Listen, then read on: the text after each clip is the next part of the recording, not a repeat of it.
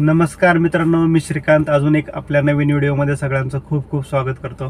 तर आज आहे 13 जुलै आणि वार शनिवार. आज आपण घेतलेली आहे सुट्टी. तर सुट्टीच्या दिवसाचा काहीतरी उपयोग म्हणून मी आज म्हटलं व्हिडिओ बनवूयात, म्हणून हा व्हिडिओ बनवतोय. कारण बऱ्याच जणांच्या कमेंट येत होत्या, फोन पण येत होते की आम्हाला नवीन बिझनेस स्टार्ट करायचा आहे आणि याच्यामध्ये किती अर्निंग होतं, काय होतं. तर आजपर्यंत आपण बऱ्याच वेळा पाहिलेलं आहे की म्हणजे डेलीचं अर्निंग पाहिले किंवा विकलीचं. तर मी आज तुम्हाला माझं स्वतःचं एक एक्झाम्पल देऊन मंथली अर्निंग किती होऊ शकतं, त्याच्यामध्ये खर्च किती किती होऊ शकतो आणि आपल्याला पैसे किती शिल्लक राहू शकतात, हे तुम्हाला सगळं पूर्ण या व्हिडिओमध्ये पाहायला भेटणार आहे. तर व्हिडिओ शेवटपर्यंत बघा, कारण बरेचसे फोन येतात, कुणी जॉब करत असतं, कुणी दुसरं काहीतरी गोष्टी करतं. तर वाटतं आपल्याला काहीतरी म्हणजे स्वतःचं काहीतरी असावं म्हणून बरेच जण स्टार्टअप करण्याचा विचार करत आहेत, परंतु ह्याच्यातल्या एक्झॅक्टली माहिती नाही. म्हणजे अर्निंग किती होऊ शकतं, त्याच्यामध्ये खर्च किती होतो आपला आणि काय काय गोष्टी असतात याच्यामध्ये. तर ह्या सगळ्या गोष्टी तुम्हाला आज ह्या व्हिडिओमध्ये बघायला भेटतील. कारण कसं होतं, आपल्याकडे म्हणजे भरपूर, म्हणजे मला पण ह्या गोष्टी भरपूर फेस कराव्या लागलेल्या आहेत. आपल्याला इन्फॉर्मेशन करेक्ट भेटत नाहीत आणि मी आजपर्यंत, तुम्ही माझे सगळे व्हिडिओ बघितले असतील, मी मॅक्झिमम करेक्ट इन्फॉर्मेशन देण्याचाच प्रयत्न करत असतो. जे काय आहे रिअल तेच मी सांगतो, कारण कुणाचं नुकसान होऊ नये. त्याच्यामुळं या सगळ्या मी रिअल गोष्टी सांगतो तुम्हाला. तर आजचा सुद्धा व्हिडिओ हा असाच आहे. तर पूर्णपणे मी मंथली माझा इन्कम किती झाला आणि त्याच्यामध्ये किती खर्च झाला आणि मी किती पैसे सेव्ह करू शकलो, तर माझ्या एक्झाम्पलवरून तुम्हाला सुद्धा समजेल. जे कोणी विचार करतात की मी गाडी घेईल आणि मी 50,000 कमवेल, 1,00,000 कमवेल, आणि मी आता 20,000चा जॉब करतोय, तर मी कशाला 20,000चा जॉब करण्यापेक्षा मी गाडी घेतो आणि त्याच्यावरती 50-50, 60-60 हजार कमवतो. तर पैसे किती कमवू शकता तुम्ही, तुम्हाला समजून जाईल. त्याच्यामुळं जे कोणी विचार करत आहेत, म्हणजे बघा, डिरेक्टली कुणीच डायरेक्ट ओला उबर करत नाही. कुणी ना कुणी अगोदर, म्हणजे प्रत्येक जण काही ना काही काम करतोय. म्हणजे कोणी जॉब करत असेल, कुणी काय स्वतःचा बिझनेस असेल किंवा कोणाचं XYZ काहीतरी असेल, म्हणजे डायरेक्ट आपण ओला उबरमध्ये एंट्री करत नाही. मग तुम्ही कम्पेअर करू शकता, बाबा मी आत्ता करंटली ह्या बिझनेसमध्ये किंवा या जॉबमध्ये एवढे पैसे कमवत आहे, तर मला खरंच वर्थ आहे का मी गाडी घेऊन एवढे पैसे कमवू शकतो का म्हणून. तर आता हे मी 6 वर्ष झालं जवळजवळ गाडी चालवते. त्याच्यामुळे हे माझ्या अनुभवानुसार किंवा मी ज्या प्रकारे गाडी चालवतो म्हणून माझं अर्निंग एवढं होतं. तर प्रत्येकातच अर्निंग एवढं होईल असं नाही, कारण ओला उबरमध्ये जेवढे पण गाडी चालवतात, भरपूर जण आपले व्हिडिओ बघतात, त्यांना सुद्धा माहिती असेल मंथली अर्निंग किती होतं किंवा डेलीचं अर्निंग किती होतं. तर मी शक्यतो डेलीवरती जात नाही. मी माझं टार्गेट वीकली ठेवत असतो. मला वीकमध्ये एवढे एवढे पैसे अर्न करायचे आहेत. आणि हा जो आपला मंथली आहे, तो त्याच्यामध्ये मी 4 सुट्ट्या पण इन्क्लूड केलेल्या आहेत. 4 सुट्ट्या काढून आपलं किती अर्निंग झाले आणि त्याच्यामध्ये खर्च किती होतो, काय होतो, हे सगळं तुम्हाला मी सांगतो. तर चला, तर मग व्हिडिओला आपण स्टार्ट करूयात. तर मित्रांनो, हे आहे आपलं उबरचं ॲप्लिकेशन.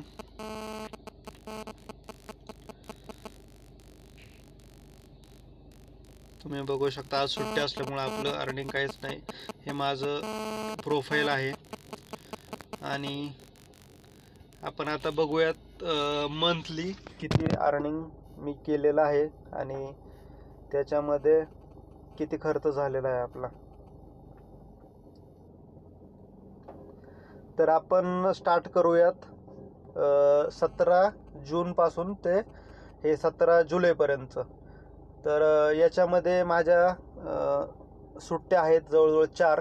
आता हे जे 17 तारीखचं दिसते ती पण सुट्टी आहे आणि 22 तारखेची पण सुट्टी आहे, एका आठवड्यातली. तर 17 जून ते 24 जूनपर्यंत माझं अर्निंग त्या वीकमध्ये 20,000 रुपयाचं झालं होतं. मी फक्त उबरच चालवतो, दुसरं कुठलं ॲप्लिकेशन चालवत नाही. तर 20,000.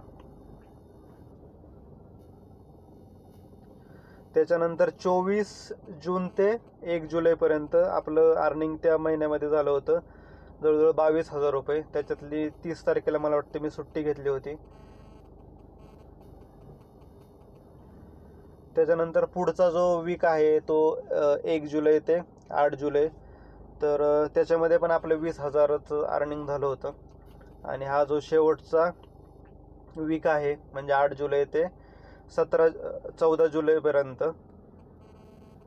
तर आजचे तर सॅटर्डे सुट्टी आपली आणि उद्याचं पण मला वाटतं 3.5-4 पर्यंत आपला अर्निंग होईल, म्हणजे एक 18,000 रुपये धरून चाला तुम्ही. तर अशा पद्धतीनं हा 1 महिन्याचा आपला पूर्णपणे अर्निंग आहे. तर मित्रांनो, शक्यतो मी अर्निंग दाखवत नाही, परंतु म्हटलं चला हा व्हिडिओ आपला फुल अँड फायनल होऊन जाईल. म्हणजे कुणाचे पण डाऊट असतील की मी गाडी जॉब सोडून गाडी घेतोय आणि त्याच्यामध्ये मी एवढं अर्निंग करेल तेवढं अर्निंग करेल, तर ह्या व्हिडिओवरून तुम्हाला समजून जाईल. आता जवळजवळ आपलं 17 जून ते 15 जुलैपर्यंत 80,000चं थोडक्यात अर्निंग झालं असं समजून, म्हणजे समजा झालेलंच आहे थोडक्यात. कारण उद्याचं 3-3.5 रुपये तर मी करेलच, म्हणजे 80,000 रुपयाचं आपलं टोटल एका महिन्याचं अर्निंग झाले. आणि त्याच्यामध्ये टायमिंग बघा, टायमिंग हा म्हणजे काहीच नाही बरं का. म्हणजे टायमिंग मी 5 तास केलं, 10 तास केलं, 15 तास केलं, असं काहीच नाही. म्हणजे ह्याच्यामध्ये टायमाचं काही एक काय म्हणतात त्याला, प्लॅनिंग नाही आहे म्हणा, किंवा टायमिंग अनलिमिटेड आहे. तर अशा पद्धतीने 80,000 रुपयाचं आपलं काम झालं. आता त्याच्यामध्ये खर्च काय काय होऊ शकतो आपला, म्हणजे झालेला आहे, तर ते पण बघा. तर मी पूर्णपणे, मला जमलं तर मी पूर्णपणे तिथं लिहून सुद्धा स्क्रीनवरती ठेवतो आणि त्याच्यामुळे तुम्हाला समजून जाईल पूर्णपणे. तर साधारणपणे आता हे 80,000 रुपयाचं जर आपलं अर्निंग झालं महिन्याला, तर त्याच्यामध्ये खर्च काय काय येऊ शकतो आपल्याला, तर ते मी तुम्हाला सांगतो अगोदर. त्याच्यावरतून तुम्हाला अंदाज येऊन जाईल की आपण जे काम करतो तेच बरं आहे की अजून काहीतरी वेगळं करून ह्याच्यात पडलं पाहिजे. तर साधारणपणे आपल्याला जे डॉक्युमेंट असतात त्याचा खर्च मी तुम्हाला सांगतो. तो मंथली खर्च मी काढलेला आहे कॅल्क्युलेशन करून, तर त्याच्यानुसार ते सगळं आपण कॅल्क्युलेट करूयात. तर रोड टॅक्स आणि प्रोफेशनल टॅक्स हा नॉर्मली वर्षाचा 9,500 पर्यंत असतो. रोड टॅक्स 8,500 आणि पी टॅक्स 1,000 रुपये, तर 9,500 रुपये वर्षाला असतो. तर त्याचं जर आपण मंथली काढलं तर एक 800 रुपयापर्यंत आपल्याला तो मंथली खर्च आहे. त्याच्यानंतर ना इन्शुरन्स आला. इन्शुरन्स नॉर्मली एक 22,000 ते 25,000च्या दरम्यान असतो. तर इन्शुरन्ससाठी आपल्याला दर महिन्याला 2,000 रुपयाचा एवढा खर्च येणार आहे. त्याच्यानंतर जो आला तो आपला EMI. साधारणपणे गाड्यांना EMI 15,000 ते 20,000च्या दरम्यान असतो. जर तुम्ही डिझायर गाडी बघाल तर एक 4 वर्षात तुम्ही 2-2.5 लाख रुपये जर डाऊन पेमेंट भरलं तर एक 17-18,000 रुपयाचा EMI येतो. तर 18,000 रुपये आपण EMI पकडूयात. तर 18,000 रुपये त्याच्यातून आपल्याला मायनस करायचे. त्याच्यानंतर जर 80,000 रुपयाचं जर काम केलं तर CNG जवळजवळ 25,000 रुपयाचा CNG गेलाय आणि पेट्रोल 1,000 रुपयाचं. पेट्रोलचं तसं काही नाही, म्हणजे आपल्याला चालू करण्यासाठीच पेट्रोल लागतं आणि कधी कधी जर CNG अवेलेबल नसेल तर पेट्रोलवरती पण गाडी चालवावी लागते, तो एक वेगळा खर्च. मेंटेनन्समध्ये आपल्याला आता मी 80,000 बिझनेस करतो, म्हणजे मला जवळजवळ 1 महिना ते 1 महिना 10 दिवस, 1 महिना आणि 10 दिवसाला सर्व्हिसिंग करावी लागते. तर तो मंथली खर्च पकडला नॉर्मली तर डिझायरला सर्व्हिसिंगला खर्च येतो 3,500 ते 4,000 रुपये. आणि त्याच्यामध्ये जर तुमची गाडी ओल्ड असेल, 5 वर्षानंतरची असेल, तर त्याच्यामध्ये अजून खर्च वाढत जातो, तर तो एक्स्ट्रा झाला. आपण महिन्यामध्ये गाडी म्हणजे 5,000 रुपये ते धरून चला मेंटेनन्स. महिन्यामध्ये गाडी आपण कमीत कमी 2दा इन आणि आउट वॉश करतो, तर कुठे 300 रुपये, कुठे 350 रुपये, तर 1,000 रुपये टेंटेटिव्ह पकडून चला की गाडीला 1,000 रुपये आपल्याला खर्च येतो म्हणून. अजून टायर पंक्चर म्हणा किंवा बाकीच्या गोष्टी म्हणा, ते 1,000 रुपये धरून झाला. तर अशा पद्धतीने हा पूर्ण खर्च आहे. तर मी तुम्हाला पूर्ण कॅल्क्युलेशन सांगतो आता.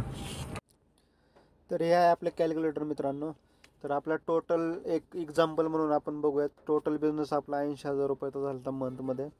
त्याच्यातून आपल्याला काय काय खर्च झाला तो आपण वजा करूयात. तर 800 रुपये आपला टॅक्स बसला आपल्याला. त्यानंतर 2,000 रुपयाचा आपला इन्शुरन्स पर मंथ. त्याच्यानंतर EMI गेला आपला 18,000 रुपयाचा.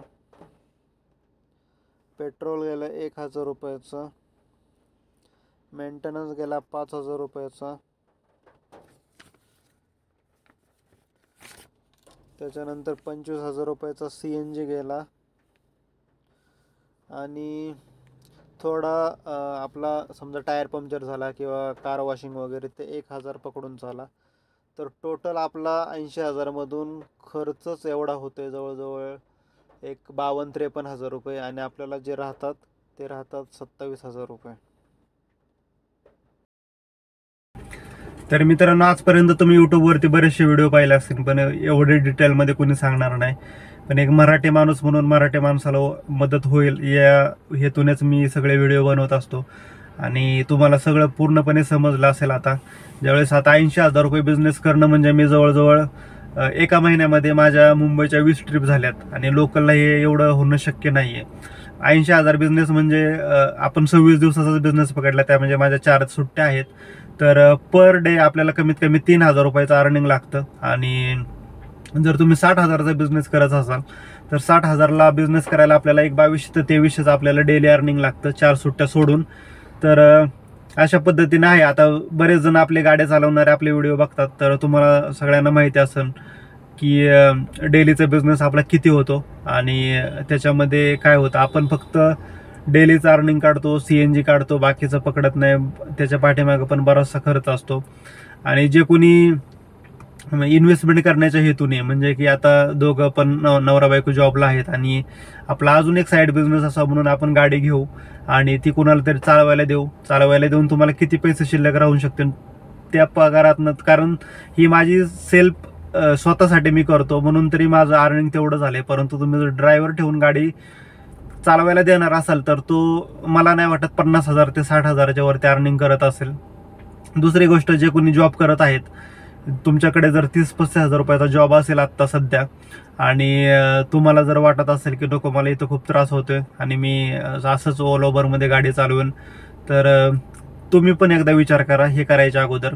आणि ज्यांनी कोणी आत्ता गाड्या नवीन बुक केलेल्या आहेत की आपण गाडी घेऊन 50-50, 60-60 हजार रुपये कमवू, तर तुम्ही सुद्धा विचार करा. आपण कमवू शकतो. हे भले आपल्या हातात आहे की मला पाहिजे तेव्हा मी काम करेल, पाहिजे तेवढं काम करेल. मी तर सांगतो तुम्हाला, दुसरं समजा एक दिवसामध्ये 8-8 हजार रुपये कमवायचे आहेत ना, ते तुम्ही सुद्धा इथं कमवू शकता. परंतु त्याच्यासाठी मेहनत पण आहे.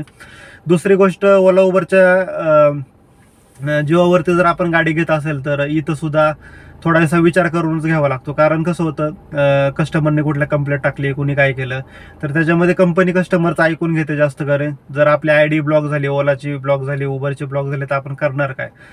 तिसरा एक ऑप्शन अजून एक आहे IT कंपनी. परंतु IT कंपन्यांमध्ये जे काम करतात लोक त्यांना विचारा, म्हणजे ज्यांच्या IT कंपनीला गाडी आहे त्यांना विचारा की तिथली सिच्युएशन काय आहे. एक तर वेंडर 2-2 महिने म्हणजे 2 महिन्याचं पेमेंट होल्ड असतं. त्याच्यानंतर ज्या वेंडरच्या जवळचे लोक आहेत त्यांनाच ट्रिपा भेटतात. म्हणजे कुठं पण जावं तुम्ही, पॉलिटिक्स आहेच आहे, कुठल्याही क्षेत्रात जावं. त्याच्यामुळं आपण आपल्या बुद्धीचा वापर करूनच जे काय करायचं ते करावं लागणार आहे.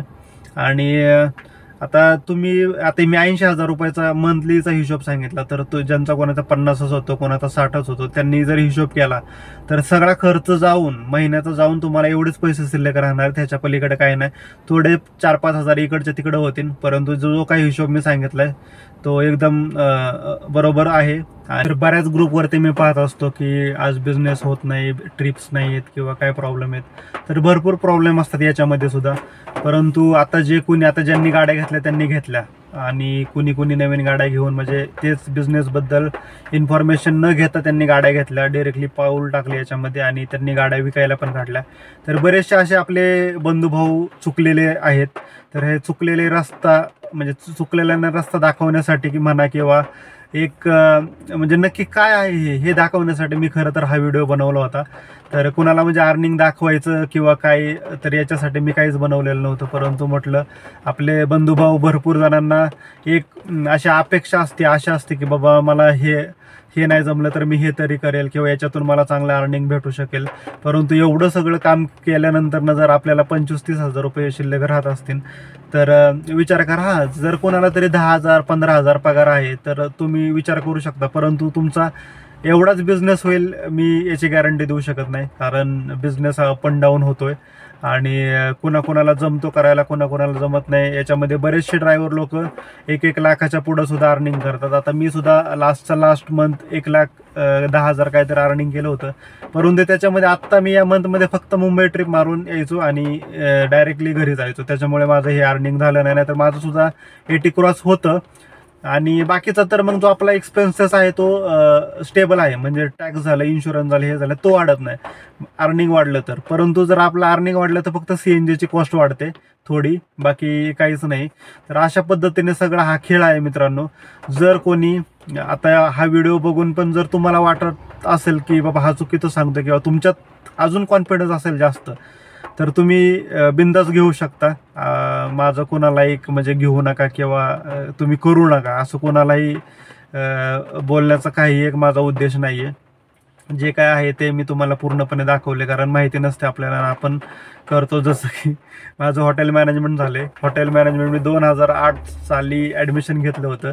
आमच्या बॅच, कारण इन्फॉर्मेशन नसते आपल्याला, आमच्या बॅचमध्ये 2008मध्ये ॲडमिशन घेतल्यानंतर 60 मुलं मुली होते. तीच मुलं म्हणजे ज्यावेळेस आमचं 2011ला डिप्लोमा संपला त्यावेळेस राहिली होती काहीतरी फक्त 28 मुलं. म्हणजे राहिलेले 32 गेले कुठे? कारण इन्फॉर्मेशनच घेतली नव्हती, किंवा पण इन्फॉर्मेशन न घेताच ठीक आहे, मला सुद्धा माहीत नव्हतं एक्झॅक्टली काय डिप्लोमामध्ये काय शिकवतात त्याच्यामध्ये हॉटेल मॅनेजमेंटमध्ये. परंतु एक दुसरी एक काय म्हणतात त्याला एक स्वभाव असतो की ठीक आहे आता मी पाण्यात पडलो तर हातपाय हलवणार आणि पोहून बाहेर निघणारच. त्या पद्धतीचे आम्ही पण होतो, कारण आम्हाला पण माहिती नसताना आम्ही ते केलं. परंतु आम्ही ते सगळं जे काही आमच्या पुढे प्रॉब्लेम्स आले ते सॉल्व्ह केले आणि त्यातून आम्ही बाहेर पडलो. तर असं तुम्ही पण करू शकता. जरी तुम्हाला वाटत असेल की हा चुकीचं सांगतो, तुम्ही घेऊ शकता, परंतु मग तुम्हाला ज्या अडचणी येतील त्यावरती मात करता आली पाहिजे, एवढं मात्र लक्षात ठेवा. तर मित्रांनो, हा व्हिडिओ मी निगेटिव्ह कुणाला करण्यासाठी बनवलेला नाही. जे काही रिअल आहे ते मी तुम्हाला सांगितलं, कारण आता सध्या बिझनेसची खूप मारामारी आहे. ह्याच्यातून पण मी थोडंसं डोकं लावून काम करतो, त्याच्यामुळं माझं इथपर्यंत अर्निंग होतं दर महिन्याचं. परंतु जे कोणी नवीन आहेत, तुम्ही नवीन आलात तर तुम्ही बिझनेस करणं खूप अवघड आहे. तसं पाहिलं तर नवीन आला तर लगेच तुम्ही 2 आणि 3 आणि 4,000 रुपये नाही अर्न करू शकत महिन्याला. तर त्याच्यानंतर तुमची नवीन गाडी असते, EMI असतो, बाकीच्या गोष्टी असतात. आणि 1 वर्ष झाल्यानंतर आपल्याला समजतं की इन्शुरन्स आला, टॅक्स आला, रोड टॅक्स आला, बाकीच्या गोष्टी आल्या. 2 वर्षानंतर परत फिटनेस येतं, परत हे बऱ्याचशा गोष्टी आहेत ज्या कमर्शियल गाडीला आपल्या होतात. तर जे काय आहे विचार करा. मला भरपूर कमेंट येत होता, फोन येत होते की दादा आहे का बिझनेस, कसं आहे बिझनेस, काय आहे बिझनेस. बिझनेस तर आहे, तुम्ही फक्त यूट्यूबवरती व्हिडिओ पाहिले असतील. माझा 2,000 झाला, 2,500 झाला बिझनेस, परंतु त्याच्या पाठीमागं त्याच्यातून फक्त ते CNG वजा करतात. बाकीचा खर्च काय आहे ते कुणीच सांगत नाही. आणि या सगळ्या गोष्टींना बळी पडून जर आपण नवीन गाडी घेतो असेल तर 100% विचार करा मित्रांनो.